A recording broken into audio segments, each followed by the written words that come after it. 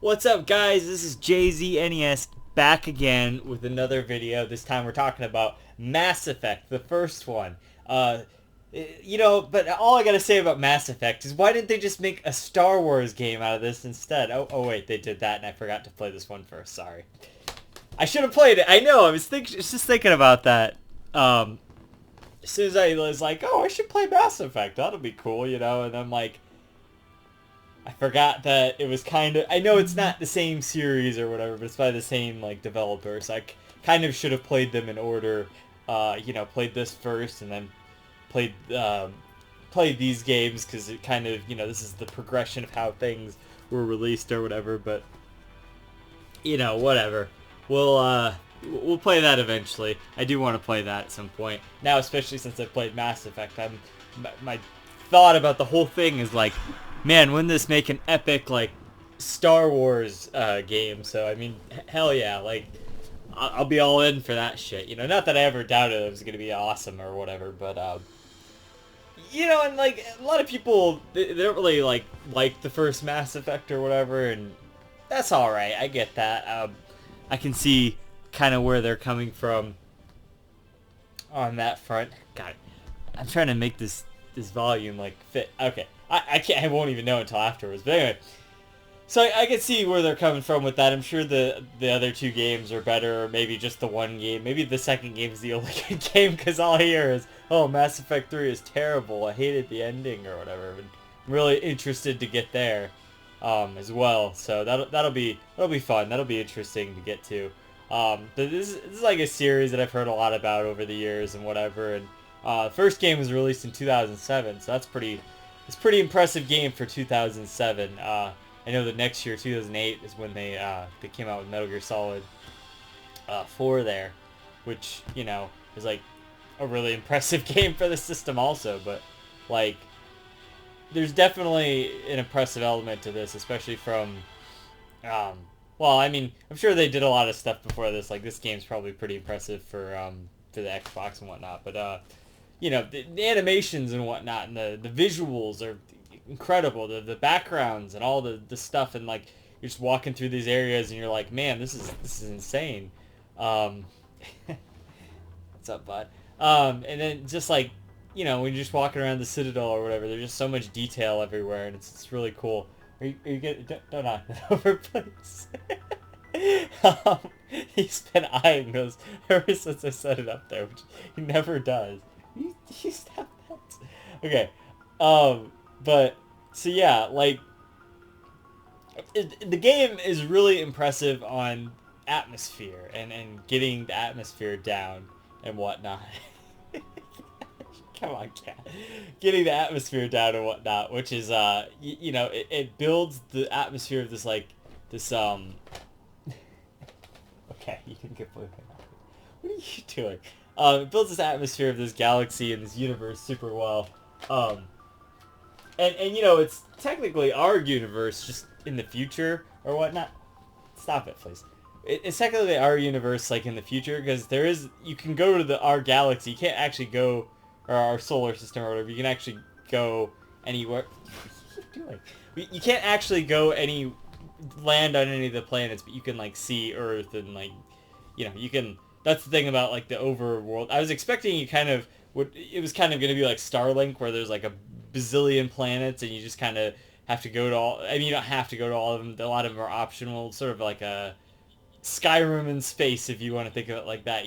How Skyrim has all these little different locations that you go to and whatnot. But they didn't end up kind of doing that. It's just some of the planets are available, as far as I know. I didn't, go in post-game or anything. Maybe there's more content there where you can see other planets or something, but I don't want to say I was kind of shocked by the lack of content or whatever, because there was an adequate amount of content as there was. It's just I had it in my head for some reason this was another one of those really big expansive games, what are these open world sort of things that just fucking would take me an eternity to go through. But it didn't actually end up being bad. It ended up being a pretty, not short, but a pretty stable amount of time, about 25 hours or whatever. I don't know. Probably that's what the how long to beat says. That's probably what I spent on it. I only spent like odd days here and there. Just kind of trying to go through it a little bit. And I just played a little bit at a time each time, and it was a pretty breezy experience for that. I mean, I did play the game on like the easiest combat setting or whatever, so that's maybe my bad. The combat wasn't difficult, but it wasn't like super easy either. I mean, it was fine. I probably could have gone to the next level up. I just kind of wanted to feel out what this combat was even going to be like, which is cool. Combat works fairly well. It's like a cover-based shooter kind of thing, um, and you have a lot of freedom about how you kind of go about tackling and attacking your enemies, and you have various kinds of weapons and whatnot, so you kind of can mix up your strategy however you like. Another cool thing is that there's like an RPG system. You like literally level up in this game, which is kind of cool. And that gives you stat points, which you can put into your characters and whatnot, and basically just like level up certain stats and whatnot to where you can like get more proficient, and you can wear better armors, or you can wear, or you can not necessarily equip better guns, but you get more perks for doing your guns. It's like a perk system in a sense, and the cool thing is they give you like a cast of characters. There's like 6 or 7 of them or something, and I only really used like 1 or 2 of them extensively, because the thing about this game is, I'm getting so sidetracked here, but the thing, I'll come back to the level ups and whatnot. The thing about the game is, when you go onto pretty much any planet, especially the planets, like if you're going onto just some random planet that has nothing to do with the story, just like some side planet or whatever, you're always going to bring the same few people who are actually proficient in the electronics or whatever that is, like the tech level thing, because then you can hack into the stuff, and like otherwise it always just tell you're not proficient enough in this skill to hack this thing to get whatever items inside. So it's just that's a little not great, because it's just like you're essentially going to use the 2 same people every time. It's like the one lady who's like, I don't know, inside the thing, you can't see her face or whatever, and then I think Liara, right? She's the other one who has like the tech skill or whatnot. Pretty sure that's the 2 of them. Maybe it was one of the bigger guys or something. I don't remember. Anyway, because that's the thing. Like I went off, and basically what I did was I just kind of explored all the planets first that were like essential to the story, and then I went and did the story.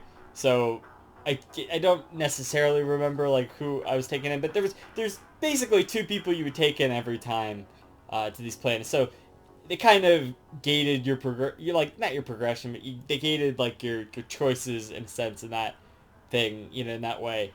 And you can like sort of level up stuff like that, but like the stat bars on the initial like choosing your character screen will never go any farther. So you're basically just fucked into taking those 2 people with you every time when you're exploring planets. And a lot of times when you're doing like main story content, otherwise you're not going to be able to hack into stuff to get the items, which becomes a big problem when you want to like, take other people with you and whatnot. Now, you don't necessarily need all of that stuff. There's ways to buy items in the game from vendors and whatnot on the Citadel. So essentially you could just forego getting all that stuff, but then also you need to make money, which you make a little bit of by killing enemies, but a lot of your money probably comes from like selling stuff too. So it's kind of a double-edged sword on that front. And I'm not criticizing the game for this, because I get it. It's 2007. You got to put yourself in the context of that time, which is kind of funny to say, because it doesn't feel like it was that long ago, but it was actually a long time ago. This is like, I don't want to say this is like a retro game, because obviously it's not, but it's kind of similar to that now, which is just so strange. Like, you got to think like, oh, like with a PS1 game, you got to think, oh, this came out in the PS1 era. Now it's almost like you got to think, oh shit, this came out in the PS3 era.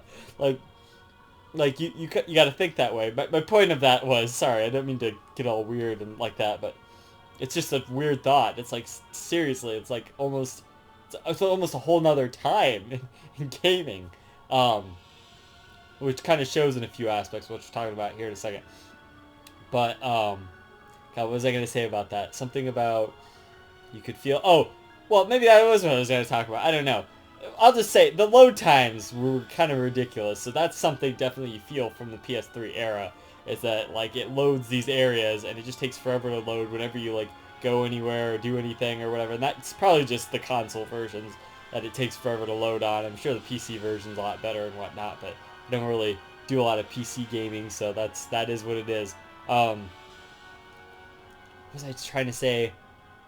I mean, oh, okay. So what I was gonna say is the level design in these like little random offshoot areas. So they'll have like the planets, which are I mean they're all kind of the same anyway, in a sense. But they build them in a unique way every time, so it kind of feels always like a different planet, and they're all like differently themed. Like there's a snow one, and there's like a foresty one, and like a naturey one. Just like screen everywhere, and then there's like a volcano-y one where it's like red everywhere and that kind of stuff.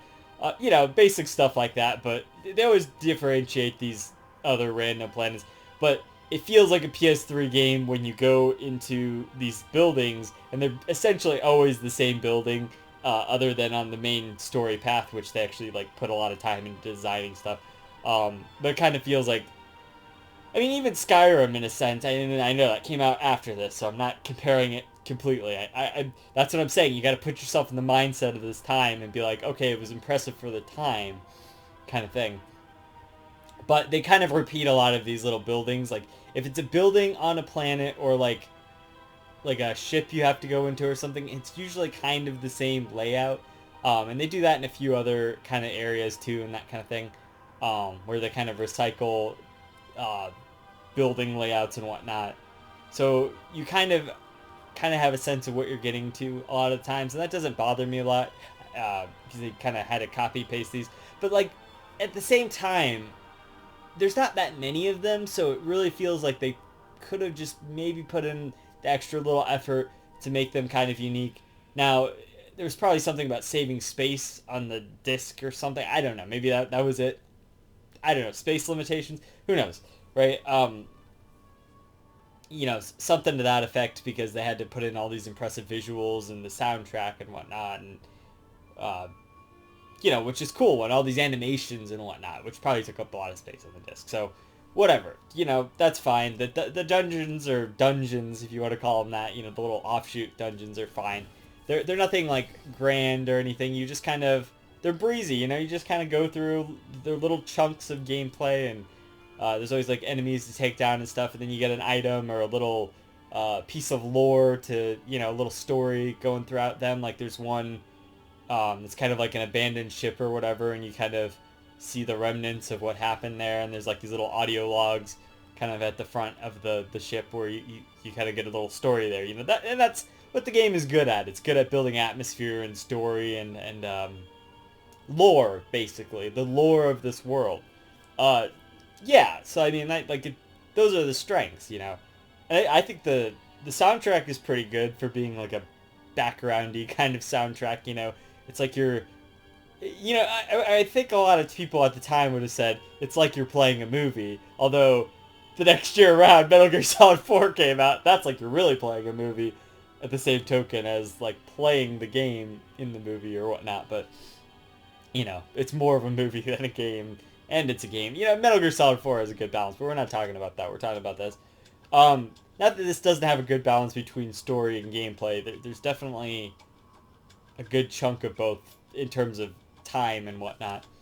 Another cool thing about the there's like dialogue options, kind of like in a lot of other games, and this might have been like one of the first instances of that kind of thing. They might have done it in this game. I don't know. Probably. I mean, I know that they definitely did it in this game, honestly, because I've heard a little bit about that, but there's dialogue options which you can choose. You can kind of choose to ask for more information and all this stuff, and just get. It really fleshes out the world. You're talking to these people and getting all this lore and whatnot. But there's also these stats on your main character where it's there's an intimidate stat, and there's a like a charm stat or something. I don't know what the other word for it was. I don't really remember, but what's cool about that is there's little dialogue options a lot of times in the game where if you've like maxed out or if you've gotten, you know, farther levels in this this kind of thing in this stat on your stat screen, you put the effort in to max out these stats, then you'll get extra dialogue options, which are really helpful sometimes. They seem a little bit overpowered story-wise sometimes because they just basically make any character or any side quest character, even a lot of side quest characters you run into, you can like, there's like this one guy I just encountered today where he's like a druggy guy and he's like, oh, I need to get another fix, man, but I can't buy any more of the drugs because they won't let me. You got to go buy them for me, man. Morty, go buy me drugs or whatever. I don't know. Anyway, so, like, so, and he's all like, I gotta get them drugs, man, because the fate of the human race depends on it, because I'm gonna go and it's this really important political meeting all drugged up or something like that. Like, he needed these to concentrate or some shit. And Shepard's just like, I mean, I'm sure you could have just, like, said, alright, I'm gonna go get you these drugs, but, what, you know, I played the game in a very good way. I always kind of do that, you know, in a sense. But, I told him, nah, man, you need to get help. And it was like one of the blue options. There's a blue option and a red option for the intimidate and the charm thing. And I'm like, you got to get help, man. Just, you got to get off these drugs. And he's like, you know, with the blue option. And that helped him a lot. And he's just like, all right, yeah, cool. I got to get off these drugs, you know. You don't want to buy these death sticks or whatever. You know, I'll go home and rethink my life. You know, it's just like that. Maybe they took a lot of inspiration for that. I don't know. But anyway. So, you know, and what's funny is it kind of does feel like some of the cities and stuff from the prequel movies, bringing that up, I guess, you know. So it feels very Star Wars-esque in a sense.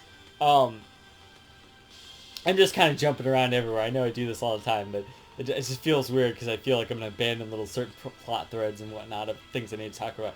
But, so one of the things everyone complained about in this game is that there's like an overabundance of these vehicle sections, which is a lot of what you do on those planets. You ride this like vehicle around this like this tank thing, kind of not like a, it's not like slow like a tank, but you have like a gun like a tank and missiles and stuff on it. But that's a lot of the gameplay on these planets is you ride it around like that. And people apparently didn't really like that much. But my thought was, as soon as I got into that tank thing, I'm like, my thought was, you know, this would be fucking awesome if I can, at some point, we're going to have a section where I get into a ship and we're like having a space battle, like Star Fox or something. I'm like, this needs to happen because there'd be so much missed potential if they didn't do it. And, you know, spoilers or whatever, but I guess it's not really a spoiler, but they didn't do that. So maybe that'll happen in the other two games. I'm sure, I'm hoping it'll happen in the other two games. Let's put it that way.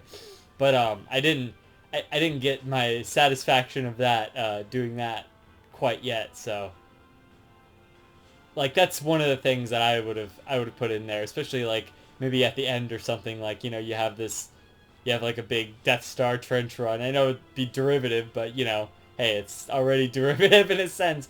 A lot of little Star Wars inspirations, you know, and whatnot, but that doesn't feel like, oh, I'm just playing a Star Wars game or something. It definitely has its own unique galaxy feel to it, and I'm looking forward to that getting more fleshed out in the other two games, and that's really the thing that I take away from this, especially with the story. Like, I know that the story, everyone kind of like goes on about this, about the Mass Effect games. Oh, that is such a great story or whatever. And it's like, you know, it's not that I didn't like the story. I thought the story was fine.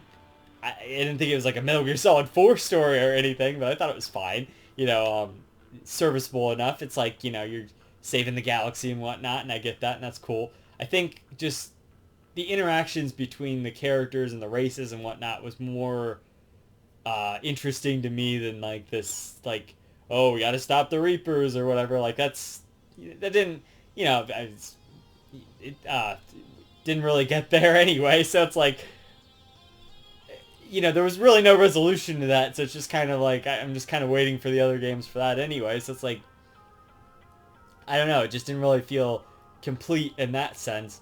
But it's not like the rest of like what you're doing isn't like good.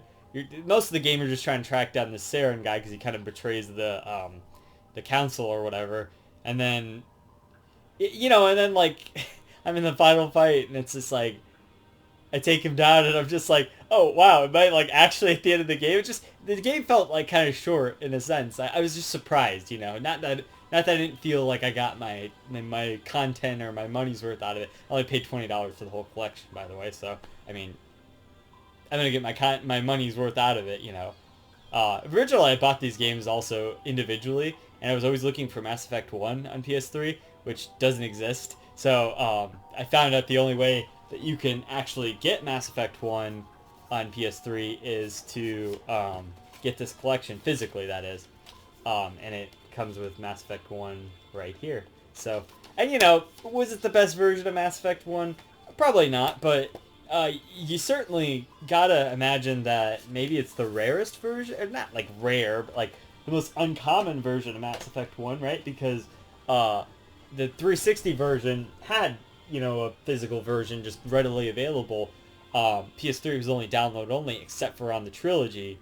So not saying it's rare or anything, but I'm just saying it's cool to have a physical copy of Mass Effect 1 on PS3. PS3 is kind of my console. I think I would have just been a little bit overtaken by the Xbox controller and how to, make that work for control wise. I'm just really much more familiar with this controller because I've been using it all my life, ever since the PS1.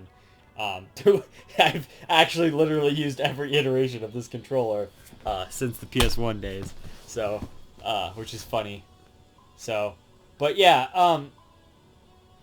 so I'm not saying like the story was like underwhelming or anything. I'm just saying the story, like it didn't really, there wasn't a lot going on yet. I mean, things happen, sure, but I don't know. Like we'll just see where it goes, kind of thing. Like I like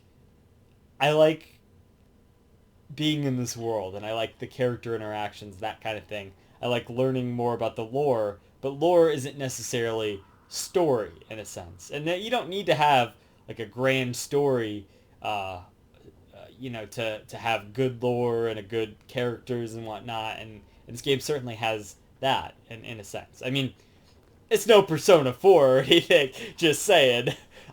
Especially with, well, Persona 4 only came out the next year, so, and this wasn't necessarily the focus of the game, but there's romance options and that kind of thing. They're a little bit lacking in comparison, but, and there's also, you could kind of talk, it felt a lot more like Persona 3, where you're only really doing those social links. They're not social links, but you're only really going and talking to those characters to get the romance with them. I didn't want to talk to the wrong characters because all it was doing was getting me in more, like progressing further with their romance option. So I felt a little lacking in that regard. Is just that, like, I know Persona 4, it's a whole different game, but it's like I just want to be able to talk to my team members and not, be like, hey, are you coming on to me or whatever, like, kind of thing. But because I did end up, so I played as the female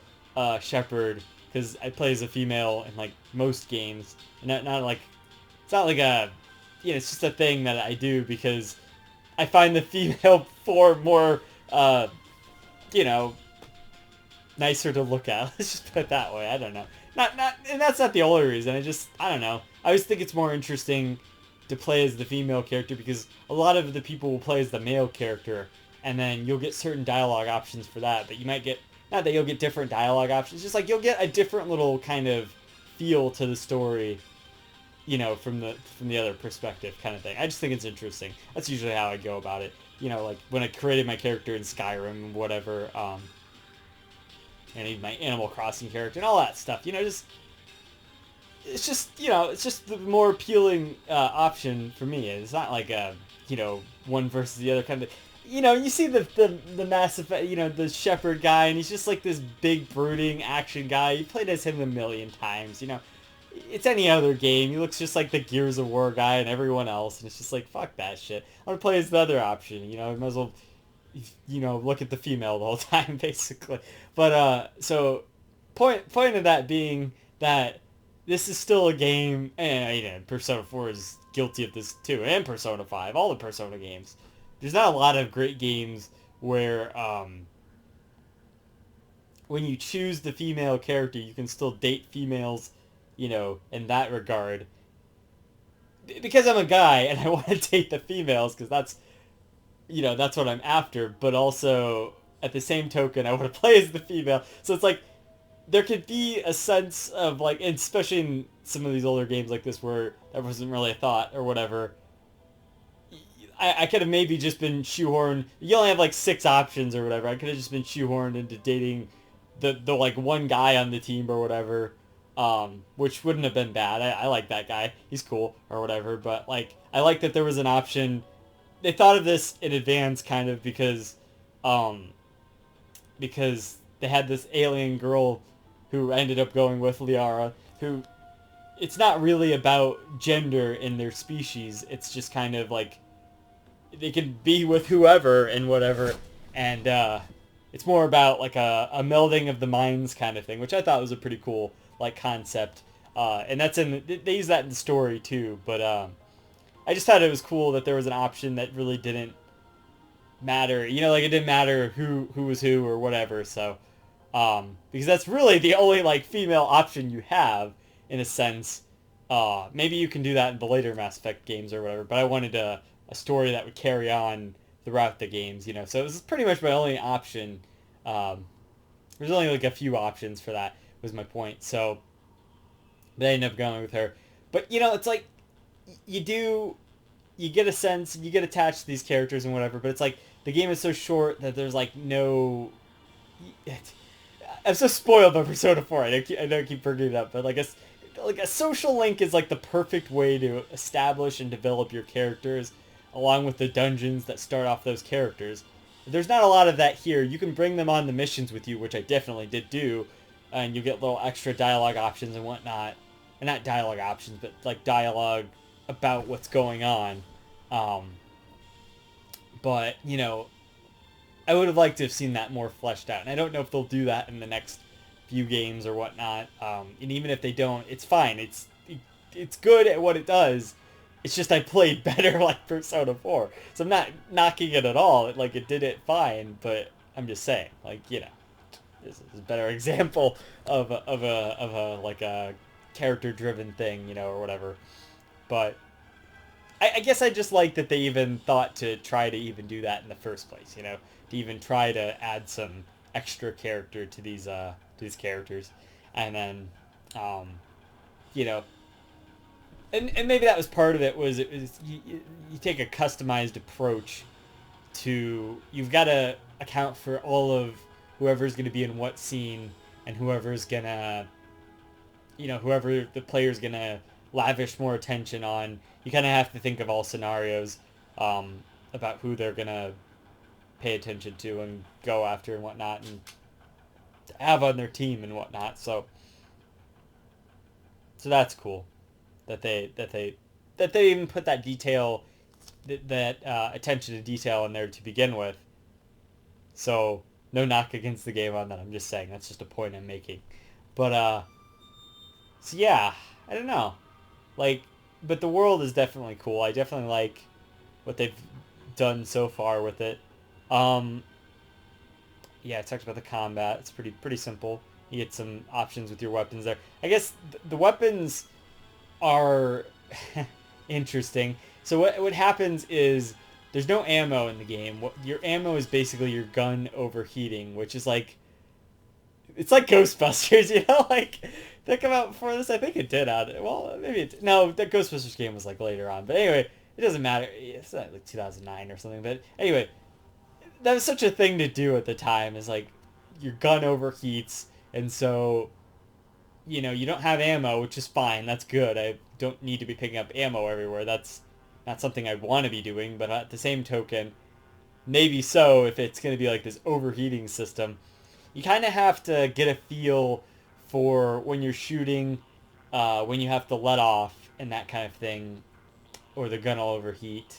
So it's kind of an annoying system. What I would have liked is, and maybe they'll do this in the later games if it's still the gun overheating system, what I would have liked is if you get to the end of the gun maxing out the stats with your character, maybe the gun can overheat less or something, which is really something that didn't end up happening. I don't believe. Maybe that was one of the things within the paths, but it certainly didn't feel like it.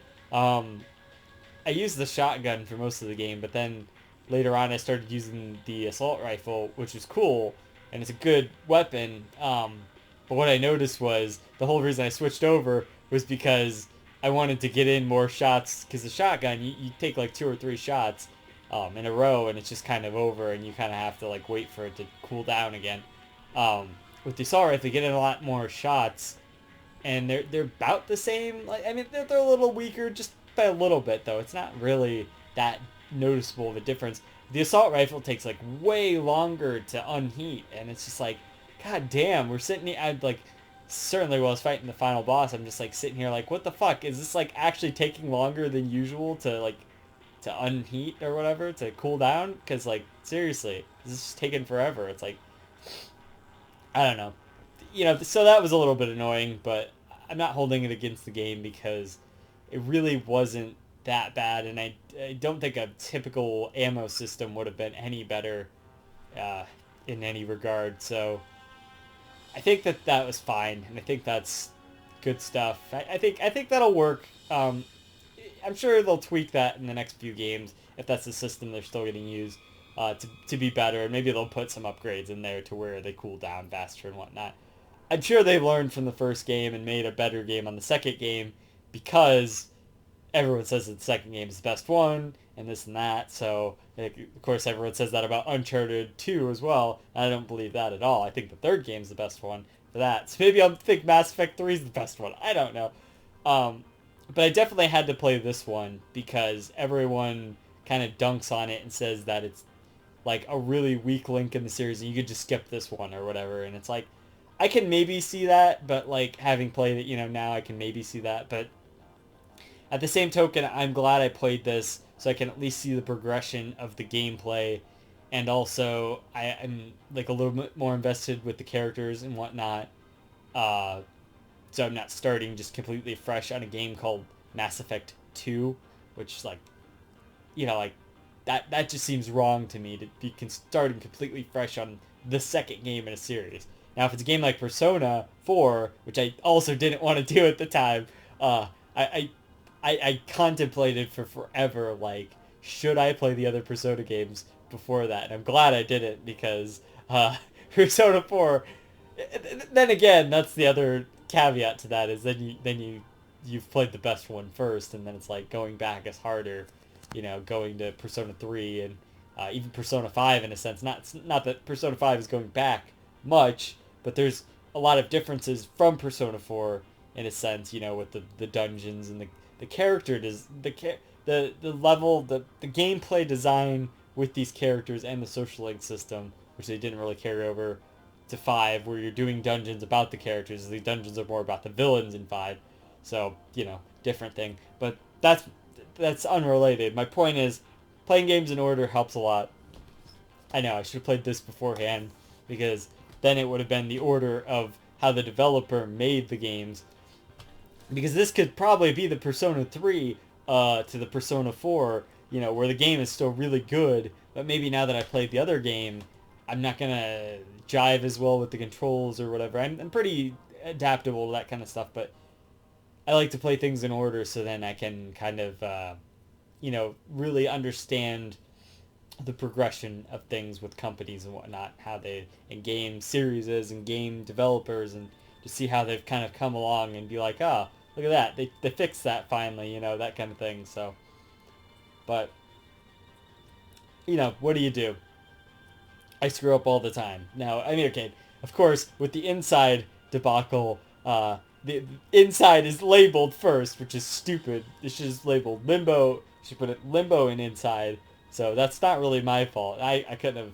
I mean, I could have known. I could have looked it up, but I didn't want. I want to go in as spoiler free as possible with that. But in this circumstance, I have played Mass Effect 1 first, contrary to what people say I should do, and what they've said. They said on the All Gen Gamers for like bazillion years.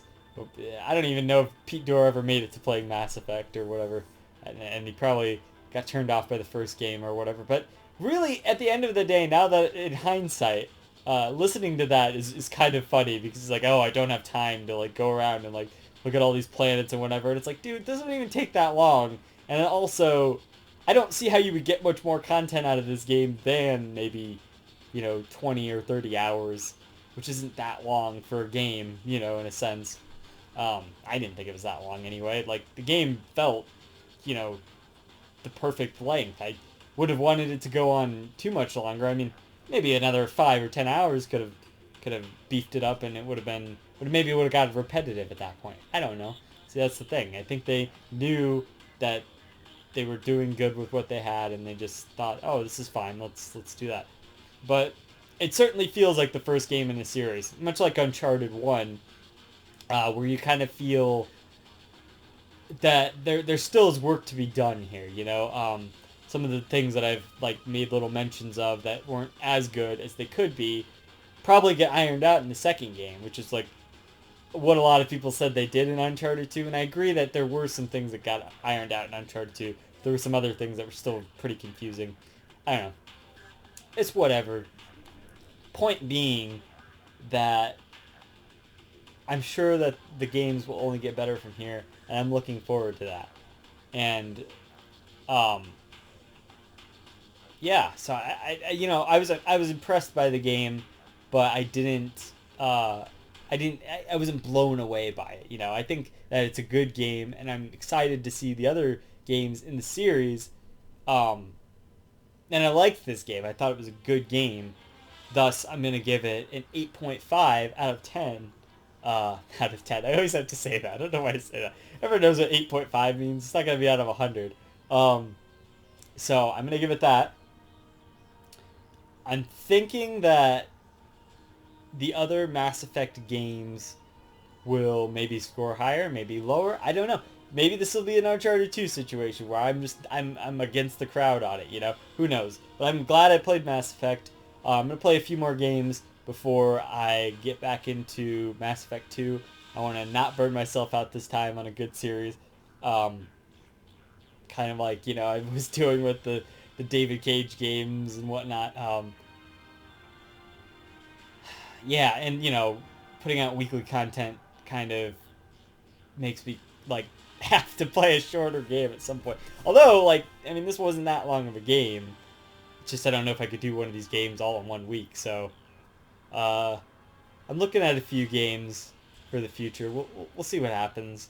Probably play a shorter game, and then we'll just kind of see what happens from there. But yeah, it's a good game. I would say if you're questioning whether or not to start with Mass Effect 1 or not, I would say do it and just go through it. I mean, it's really not going to be that tricky. And if you're worried about, like, oh, it's going to feel old and antiquated or whatever, it really doesn't, other than the loading. But, yeah, like, I would recommend it. Like, play it for sure. And if you're worried about, like, the thing I meant was, like, if you're worried about the combat, you can play it on easy and whatnot. Oh, one more thing I gotta mention, and probably I missed a bunch of stuff, but one more thing I gotta mention is I thought it was cool how at the beginning of the game, it's kind of cool and not cool at the same time because you really don't know what's gonna happen, but you get to kind of decide your own backstory. You get to decide kind of what class you are and whatever, so that'll like kind of affect what sorts of like weapons and stuff and abilities that you have and like all that kind of stuff. But yeah, it's cool because you get to kind of decide your backstory. They give you like a few different options between things that happened to you in the past, like which is cool, and they like bring that up a lot of times throughout the game, which is like it's cool. It's cool how they did that. That's neat. You kind of get to, it's like designing your own character, but like also designing your own backstory. Like that's neat. And of course, there's a bunch of customization options and whatnot for the character, but just thought that was cool. But yeah, good game. Recommend it. Play it. I don't know. Maybe look into if the Xbox version has the loading times or whatnot, or you can just play the PC version and use a controller or whatever. But you know, maybe someday they'll finally fucking like remaster these or something and put them out on PS4 or PS5, lo and behold, or whatever. Maybe on the Switch. Hey, that'd be pretty cool. I don't see why not. Put them on Switch. What the fuck not? Put the Mass Effect trilogy on Switch. I want to see that. Do it. Till next time, it's been JZNES saying keep it classic. Stick around for more reviews, underrated games, and I'll see you guys in the next one. JZ out.